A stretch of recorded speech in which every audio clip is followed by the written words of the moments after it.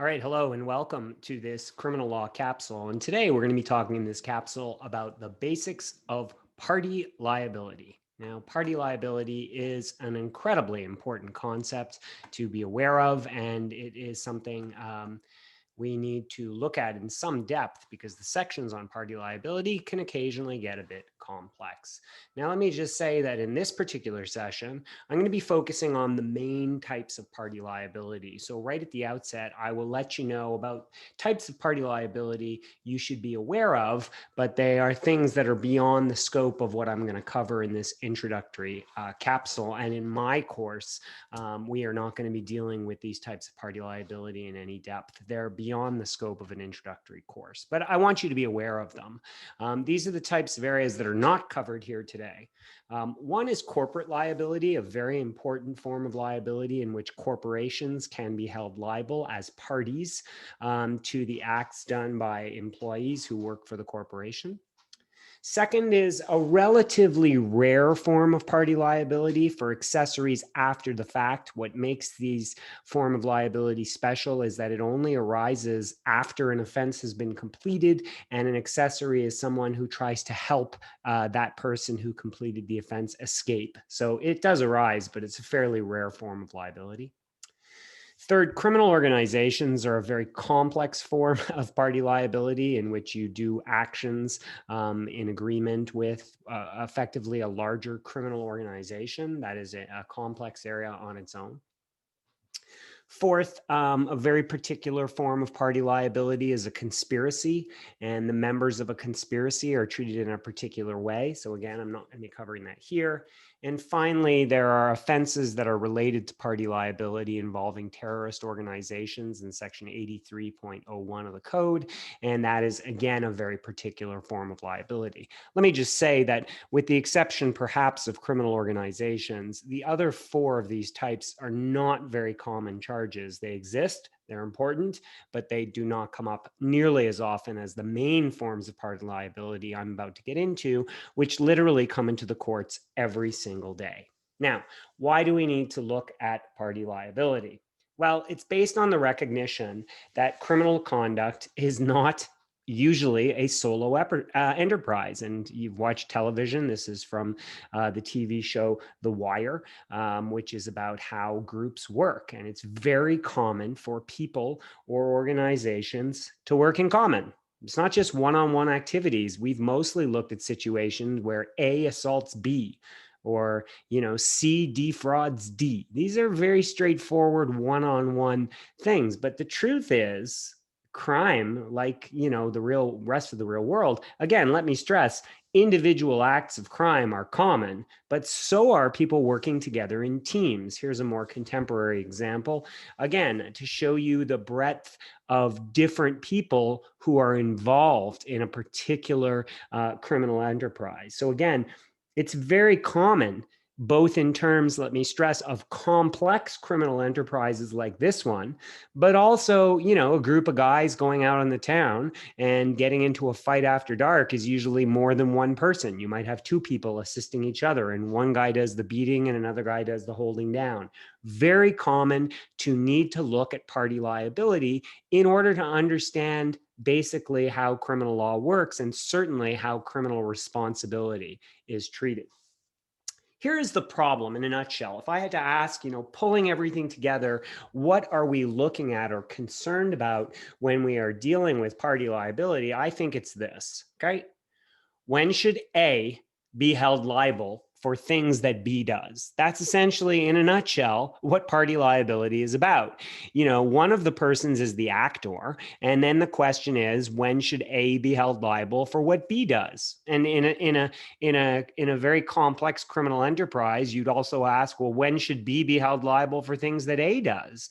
And that's what party liability is about.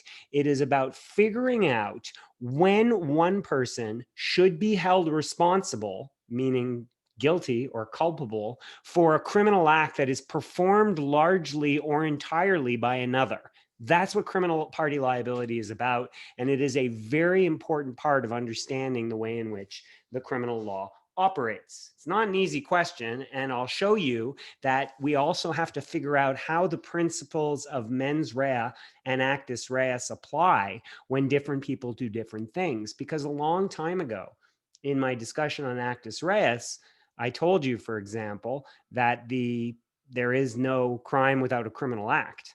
Well, it doesn't take long to figure out that with party liability, if A is the boss and never goes anywhere near B, the person who B decides to beat up, you're going to say, well, what did A do to commit the actus reus? Like, the actus reus is different because of the way in which parties actually work together. So what we're going to look at in this video is how the principles of mens rea and actus reus apply when you have different people doing different things. And I'll show you right away that this can get a little bit complex. So you've got to think about it through the lens of the statutory overlay. Let's say A and B plan a robbery together. Again, if two people are planning a robbery together, it stands to reason that there are different aspects of the robbery, or else they'd do it alone. Like, trust me, I don't know everything there is to know about crime, but if one guy can do it alone and keep all the money, why would he want to split it with B, right? So there's obviously different aspects of what the robbery entails. And let's say that A supplies B with the layout of the store, but only B does the robbing. But in escaping from the robbery, B wounds someone, right? So now you've got different types of crimes: robbery, assault.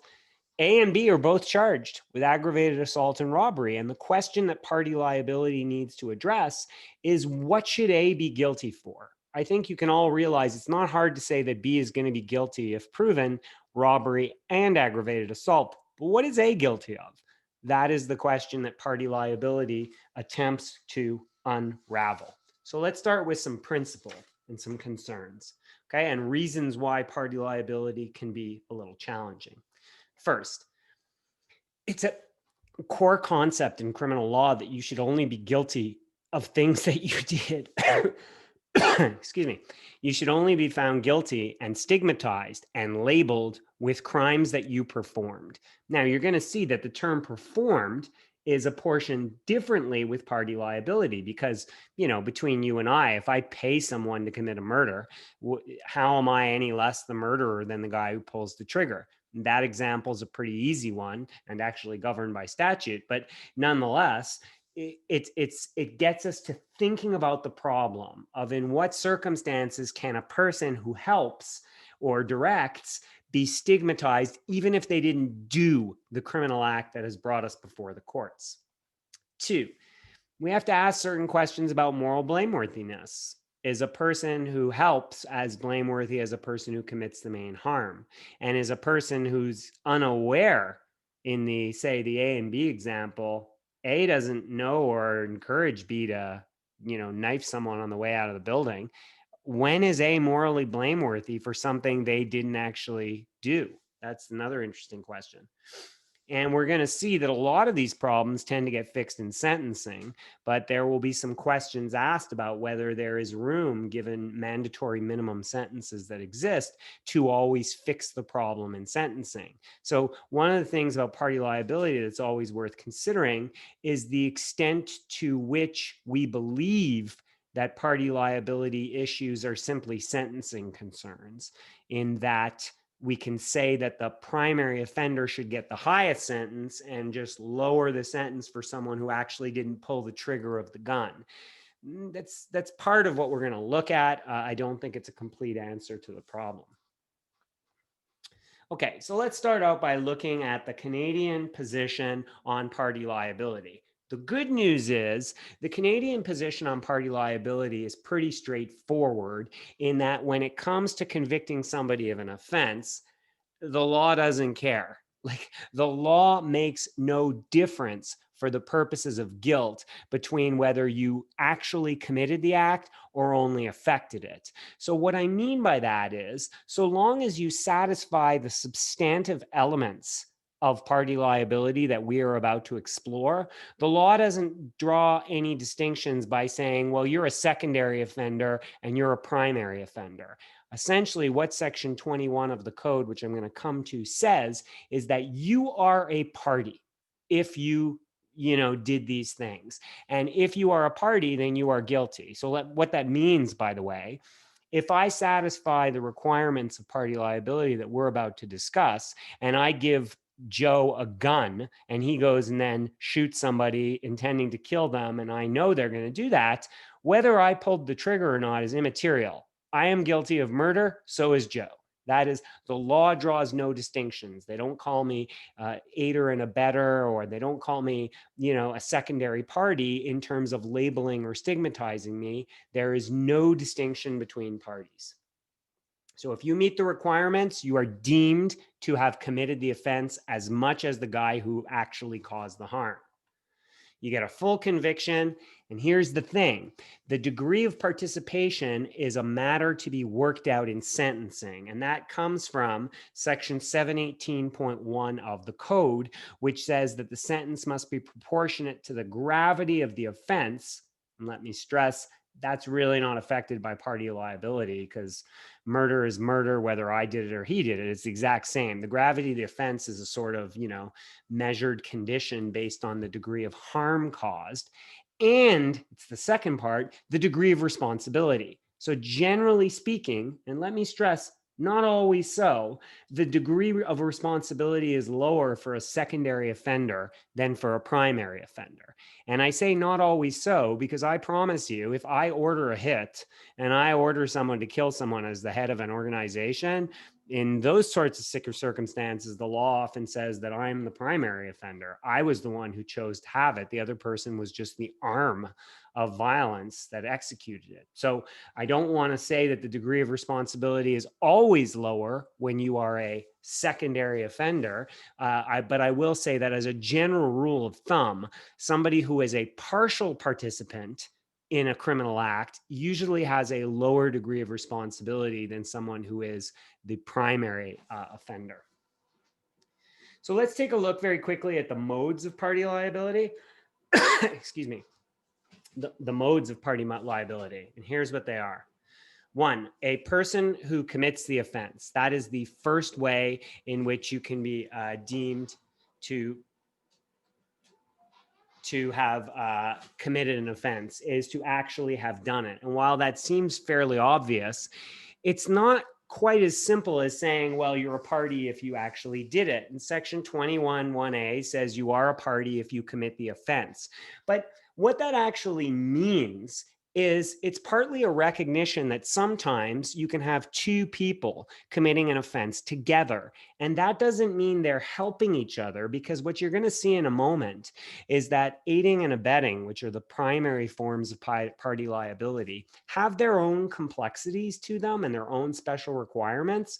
But for parties who act completely in concert together from day one, there is no need to rely on accessing liability. I'm just going to read a quote, which I think will make that clear. It's from a wonderful decision of the British Columbia Court of Appeal in Ball. It's a 2011 case. And here's what it says about parties. It effectively recognizes that if two people decide to jointly do something together from the outset, they're both committing the crime, regardless if they do every piece of what takes place, so long as they each have the required mental element for the offense and they satisfy the actus reus together. So let's say you have two people robbing a bank and they go in and they each do different things. One guy grabs the money, the other guy holds the store manager at bay with a gun.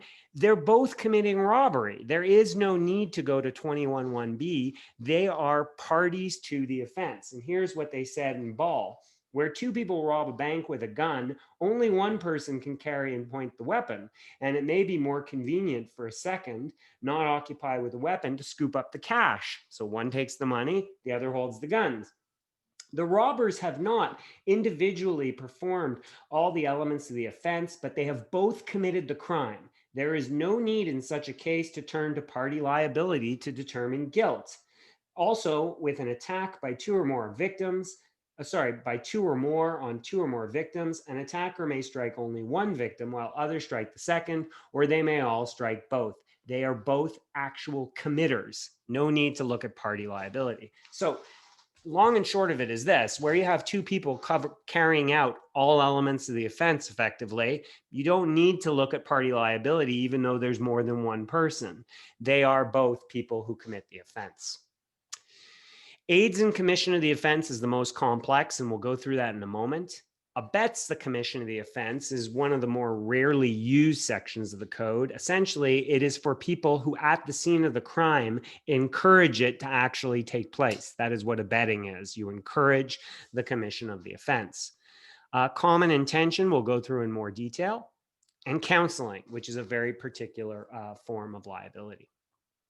So let's look at section 21(1)(b) because it's the most important and the most complex provision. So what's important to understand at the outset with section 21(1)(b) is, first of all, the actus reus. A person must do or omit to do anything for the purpose of aiding any person to commit it. So that's the essence of the crime. And there's a couple of things to recognize right at the get-go. So you've got to do something or omit to do something. And let me stress that the omitting is something you have to be under a duty to do, because that is the common law requirement with respect to omissions. And number two, you've got to do it for the purpose of aiding another person to commit the crime. So a lot of things to unpack as we look at this first requirement. One, it is not necessary that you aid the other person. So again, let me stress, look, if you look at the wording, it's very clear. You do or omit to do anything for the purpose of aiding. So just to give you a great example that I use in my class sometimes, let's say my buddy says, I want to rob the Quickie Mart down the street, and I give him my car. I say, you take my car, you can go do it. And it turns out my car is an absolute lemon. And on the way, he can't even get out of the store because the car, breaks down. Well, like what I did not assist him. And it makes no difference, because the question is, what did I do? I gave him the car. Did I do it for the purpose of aiding? Yes, I did. And the fact that I aided or not is completely immaterial to the offense, although it might be material to sentencing. But that is the starting point of the way we want to think about this particular issue. Next, that's the second part. Don't think that the act you do has to be criminal, because that's not true. Criminal liability comes really from the moral culpability of doing something for the purpose of aiding. I just told you, think about the example I just gave you. I lent my car to somebody so that they could rob a bank. Well, lending a car is not criminal. I do nothing else, nothing. I don't show up at the bank. I don't do anything. Am I guilty? Yes. The act I do does not have to be criminal, so long as it assists. And that is the way section 21(1)(b) effectively punishes the mental knowledge of, lending someone or doing something for the purpose. Another example here, giving someone a bat is not criminal, but if I do it for the purpose of that person smashing someone in the head, it is criminal. That is the way accessorial liability treats the mens rea and actus reus different. And I can hope you can see already what I said earlier. The actus reus and mens rea of party liability is different, right? I mean, way back when we did actus reus, I said there is no crime without a criminal act. And when I said that, every actor had to commit that criminal act. Well, with party liability, there does have to be a criminal act at the end of it, but the criminal act caused by that party is not necessarily any illegal act in and of itself. It is often, not always, sometimes it is an illegal act. I could give somebody a prohibited firearm, but then I'd be guilty of transferring a prohibited firearm in its own right, as well as whatever other party liability offense I would get. But at the end of the day, the act doesn't have to be criminal. That's important.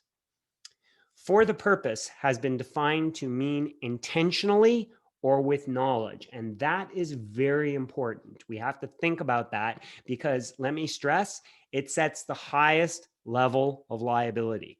If you are a party, whatever you do has to be done intentionally or with knowledge. And I'll show you how this is breaking down. And a couple of things to note from that at the outset. One, it excludes recklessness. You can't do something recklessly because it has to be at the highest level of intention.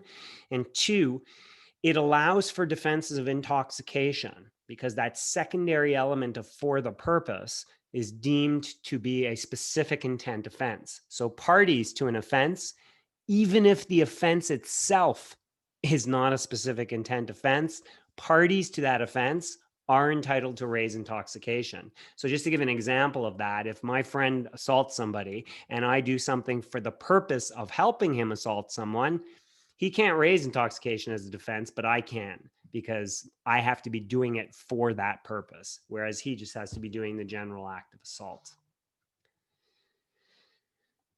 This imposes a higher mens rea requirement than some of the crimes for which the person is charged. This gets a little complex, but I'll try and go through it with you in a way that makes sense. The best example of this is a case called Roach from the Ontario Court of Appeal. And Roach dealt with a case of fraud. Now, you may remember that fraud is caused when two elements are proven. One is an act of dishonesty, which is a knowledge. You have to knowingly defraud someone. And the second element is you have to be reckless about whether that person is deprived. So for the principle to that offense, no problem. You know the elements you've got to meet: knowledge, recklessness, for the two different elements. The difference is that Roach, who is essentially a secondary party, Roach is not the person who's doing the fraud scheme, he's assisting in it, was charged to the jury that Roach was guilty if he was reckless. And let me stress again, for the principle, no problem there. Deprivation only requires recklessness, an awareness that the other party might be deprived. But for the party, that's not acceptable, because if you think about what Roach was being guilty of, he was guilty of doing something for the purpose of helping another. Well, he could only be guilty of doing it for the purpose if he knew that the parties would lose money. And the conviction was overturned because it could not be convicted unless he acted for the purpose of depriving. So that shows you that the elements of the offense are different when you're charging someone with party liability. If you're charging them as a party, than if you are as a principal. So what else do we know about this in terms of party liability? So the mens rea for party liability is always different from the primary offense. And by the way, if you think it through, that stands to reason. It has to be that way. Think about it this way. Imagine a primary party is charged with manslaughter by assault with a weapon. Manslaughter, assault with a weapon. So this requires an intent to apply force, knowing the absence of consent, as well as objective foresight of harm. Okay, great. That's what he has to do. But think about the party who's helping him, right? Who supplies the weapon. Well, you can't apply the same mens rea. It would be nonsensical. He doesn't have an intent to apply force because he didn't apply force. He doesn't, he doesn't have to do the other stuff. That's not the issue. Instead, Section 21(1)B supplies its own mens rea requirements: knowledge that the assault will take place, and the intention that giving the weapon was to cause harm to the victim. Those are the two elements of party liability under Section 21(1)B. That is the way in which, for the purpose of assisting, that is what it has been. You have to know what they're going to do, and you have to intend that giving the weapon was for that purpose. And both of those have to be satisfied.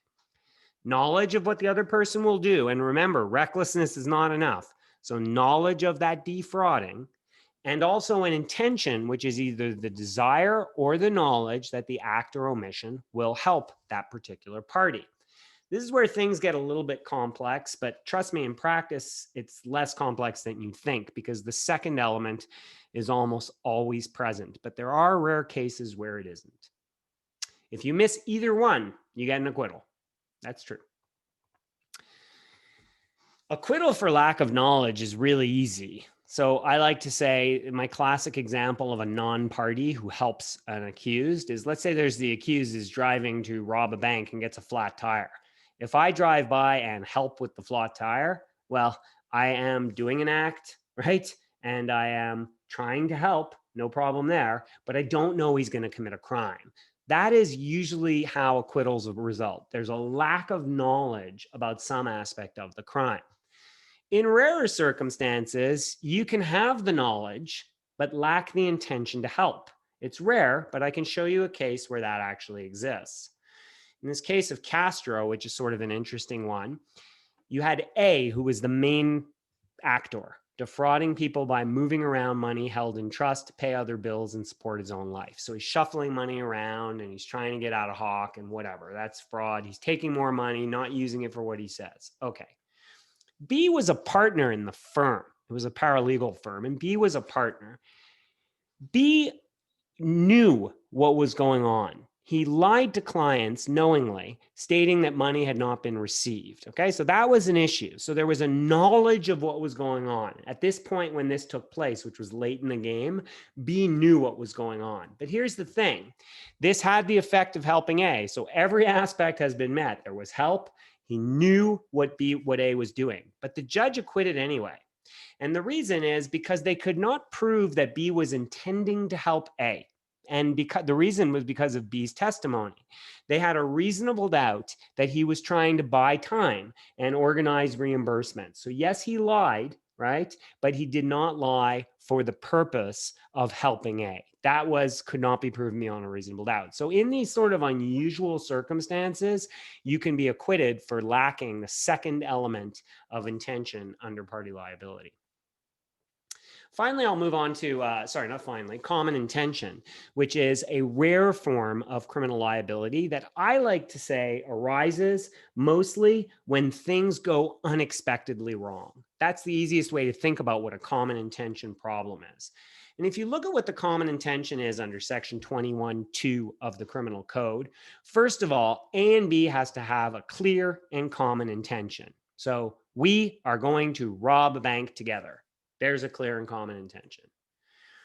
You can differ in the means to commit it, but you have to share a common intention to commit the offense.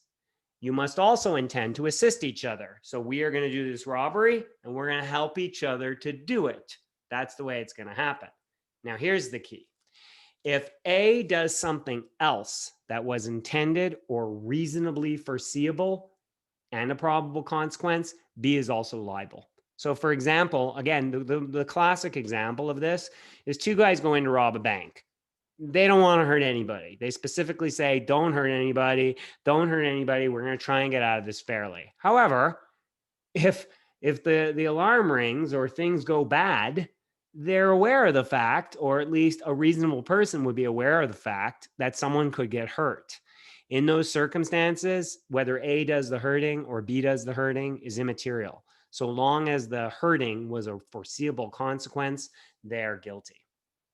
Liability is based almost entirely on the mens rea, the reasonable foreseeability of the harm. I like to call it the Reservoir Dogs problem for any of you who have ever watched Reservoir Dogs, where a bunch of guys take on and rob a jewelry store. I like to you can divide liability based on what happens in Reservoir Dogs. These guys all go in and end up shooting a bunch of cops. And my opinion is, like, they're all guilty, all of them, for all of the deaths. They all share a common purpose, rob a jewelry store. The evidence clearly indicates not only objective foreseeability, that they will commit violence if things go bad. Spoiler alert, it's an old movie. Then the argument becomes when one guy tortures a police officer, I don't think section 21(2) will capture that evidence because A, it's not designed to further the common purpose, and B, I don't think anyone could have ever foreseen that type of violence would be reasonably foreseeable. So again, that's just a way of sort of dividing the types of liability that are and are not captured by this law. One last thing you have to know about common intention, that is the wording of the offense. I mentioned it to you before. Ought to have known, that's reasonable foreseeability.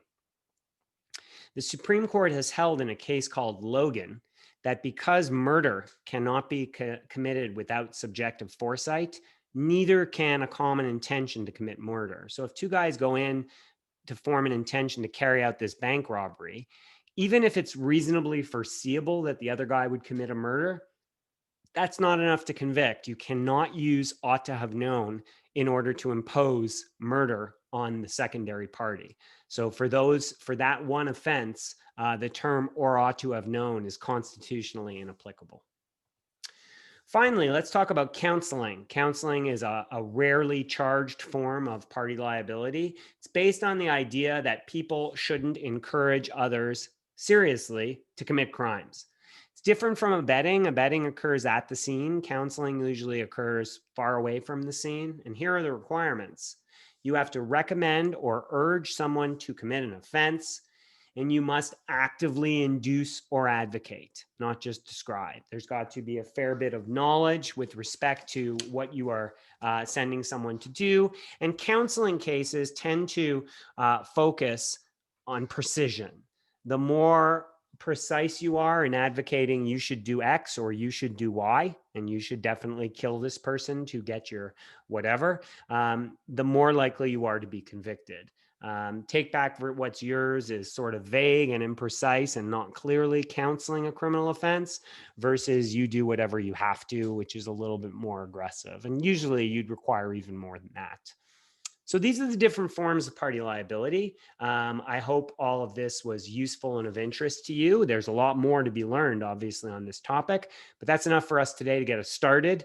And we'll look at more of these examples and more of these problems with party liability in class. That's all for me for today. Have a great day.